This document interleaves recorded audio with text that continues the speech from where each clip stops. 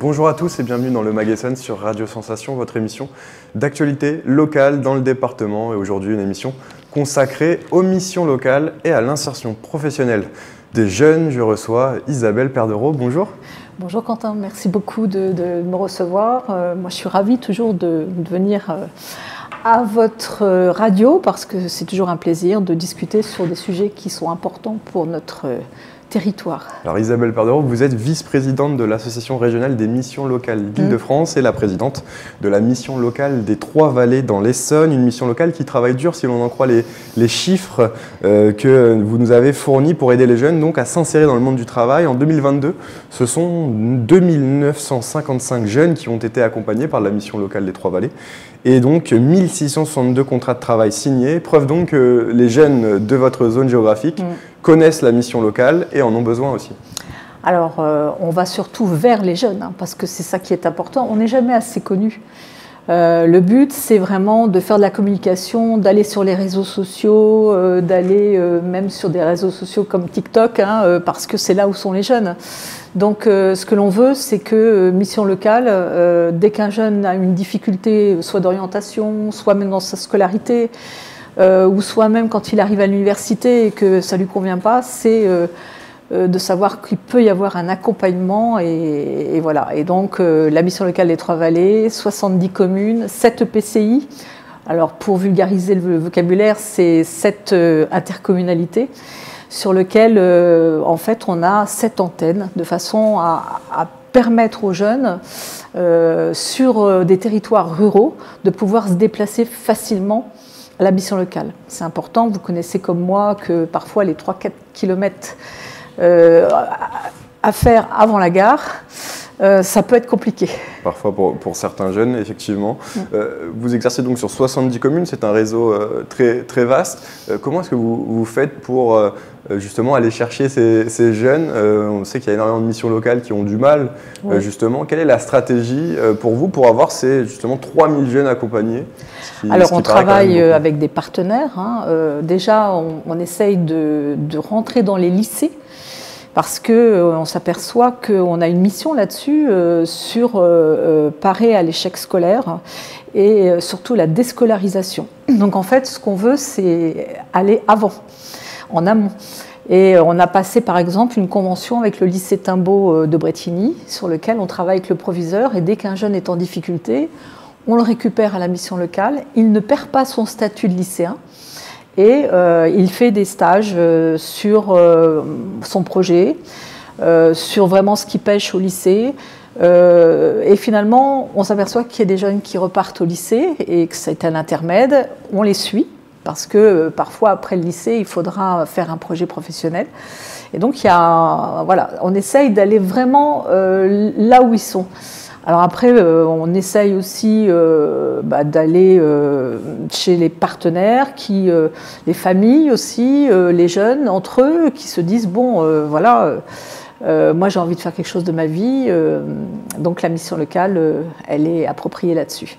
Et même les IUT, on a des jeunes qui sont rentrés soit à l'université ou soit les IUT, et ils sont parfois en difficulté, ou alors carrément l'IUT. Moi j'avais travaillé aussi avec l'UT d'Evry pour trouver dans la filière des conducteurs de train, des jeunes qui soient intéressés. On sait qu'on en manque en ce moment.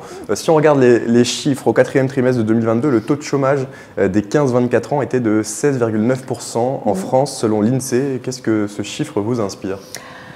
Bien, moi, je dis qu'on peut toujours faire mieux, qu'il faut vraiment donner un projet aux jeunes, parce que si les jeunes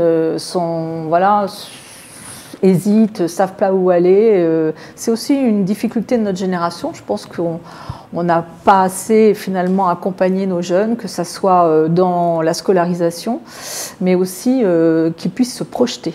Et à l'époque, quand Elisabeth Borne était ministre du Travail, je l'avais engagée à ce que les jeunes puissent faire des visites d'entreprise, même dès le collège. Pour avoir la connaissance du milieu. Absolument, c'est très important. Comment ça se passe du coup, le suivi d'un jeune au sein de la mission locale des Trois-Vallées? Comment est-ce que vous vous y prenez? Alors, on a tout un tas de panel de profils de jeunes. Les profils sont divers. Voilà, ça peut aller d'une personne en situation de handicap. J'avais fait signer à la mission locale une convention avec l'État c'est quelque chose qui m'est cher. Moi, j'ai une sœur qui est en situation de handicap.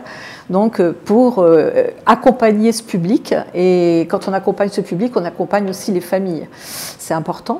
Mais quand un jeune arrive à la mission locale, eh bien, il prend rendez-vous. À partir de ce rendez-vous, il est accompagné par un conseiller sur lequel il va essayer d'établir son profil, des questions, où est-ce qu'il en est, voilà, où est-ce qu'il habite, c'est important aussi. Et puis, petit à petit, il y aura d'autres rendez-vous sur lesquels il va y avoir un accompagnement, en effet, à 360 degrés, logement, santé, sa situation juridique, sa sécurité sociale. Il y a des jeunes qui ne se soignent pas. Donc, voilà. Et puis, finalement, avec cet accompagnement, on a des jeunes qui, petit à petit, révèlent un peu cette situation. Et ça ne se fait pas au premier entretien. Alors aujourd'hui, on le sait, il y a certains secteurs qui sont en manque de main-d'œuvre. Je pense au transport, à la restauration, aux bâtiments, aux aides-soignants. Est-ce que vous essayez de prendre en compte forcément le marché aujourd'hui pour essayer d'orienter les jeunes là où on cherche du monde? Alors déjà, on essaye de faire connaître ces métiers aux jeunes. C'est important de révéler leurs compétences pour se diriger sur des métiers sur lesquels ils seront embauchés très vite fait. Il faut savoir quand même qu'il faut anticiper parce que certains métiers demandent de la formation et qu'on a des métiers en effet très en tension mais sur lesquels les jeunes ne peuvent pas y accéder tout de suite. Ça, et puis parfois aux aides-soignants notamment. Voilà, tout à fait. Et puis même il n'y a pas très longtemps, j'ai été reçue à la Fédération Travaux Publics qui nous ont exposé toutes les sortes de métiers dont ils ont besoin, très technologiques. Donc, quand j'explique aux jeunes qu'on peut construire aujourd'hui une maison en 3D, j'avoue que c'est beaucoup plus attractif que de s'imaginer avec un pinceau toute la vie. Et ça, c'est notre rôle. Alors justement, il faut aussi rendre attractifs ces métiers. Comment lutter contre leur manque d'attractivité? Est-ce qu'il y a des fois, il y a certains jeunes qui disent « Ah ben non, ça, j'ai pas envie de faire parce que telle ou telle raison ». Oui, il y a beaucoup de jeunes qui ont des a priori sur les métiers. Donc ça, c'est important, mais il n'y a pas que le jeune, il y a aussi la famille. Parce que quand on explique à un jeune de dire, voilà, on te propose, s'il en est d'accord bien sûr, de découvrir les métiers du bâtiment, il s'imagine ce que ses parents ou arrière-grands-parents faisaient. Donc, c'est pas attractif, alors que ce sont des métiers, on travaille avec des drones. On travaille avec une technologie de machines qui demande à avoir une certaine technicité. Et voilà, ça permet, on essaie justement de faire découvrir tous ces métiers-là. Je dis aussi au monde professionnel que dans leur proposition d'emploi, il faut qu'ils soient aussi plus attractifs, qu'ils donnent envie. Un jeune, il faut qu'il rêve un petit peu quand même. Donc je trouve que c'est important de se projeter pour se dire, voilà, aujourd'hui je démarre peut-être avec un métier, avec moins de technologie, mais si j'ai des formations en interne, je vais pouvoir accéder à autre chose. Et puis, on peut devenir aussi son propre patron, c'est pas interdit, au contraire. Et c'est aussi une façon d'accentuer l'entrepreneuriat. Selon vous, est-ce que la réforme des retraites, l'augmentation de l'âge du départ légal, va avoir des conséquences sur justement l'insertion professionnelle des jeunes? C'est parfois un argument qui revient. Alors, moi je trouve que cette réforme, elle aurait dû être accompagnée, alors c'était une réforme de la sécurité sociale, très comptable, mais elle aurait dû être accompagnée justement sur des réformes pour les seniors. Parce qu'on demande aux gens évidemment de travailler plus longtemps et on sait que dans certains métiers physiquement c'est compliqué et pour d'autres métiers c'est une fatigue intellectuelle. Mais je trouve que c'est l'âge parfait pour transmettre ses compétences auprès des jeunes. Et ça, c'est pas très bien fait aujourd'hui. Alors certaines entreprises, des grosses entreprises le font par le mécénat, c'est-à-dire que vous arrivez à 1 ou 2 ans de la retraite et vous pouvez consacrer sur des missions justement pour le transfert de compétences pour les jeunes.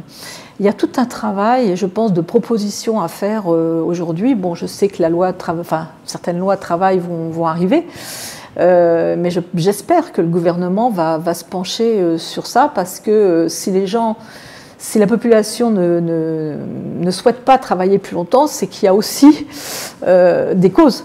Donc voilà. Pour finir rapidement, Isabelle Perdereau, les missions locales donc, sont financées en partie par l'argent des régions. En 2022, la région Île-de-France avait consacré 16 millions d'euros aux missions locales. Alors il y a des inquiétudes sur les règles de financement qui ont changé. Concrètement, est-ce que vous craignez une perte de moyens pour l'année 2023? Très rapidement. Alors oui, parce que en ce qui me concerne, moi je vais perdre à peu près 170 000 euros de budget pour la mission locale des Trois-Vallées. Ils ont souhaité faire des financements à l'inscription uniquement, sans prendre en compte l'accompagnement à 360 degrés. Donc une inscription au permis de conduire, c'est 100 euros. Une inscription pour les métiers en flux tendu, c'est 400 euros. Faut savoir qu'il y a des jeunes qui ont du mal à comprendre déjà ce qu'ils lisent et qu'on ne peut pas les... Et donc ça aura des conséquences sur votre travail au cours de l'année 2023. Merci beaucoup Isabelle Perdereau. Merci Corentin d'avoir été avec nous. Voilà, je rappelle que vous êtes la présidente de la mission locale des Trois-Vallées.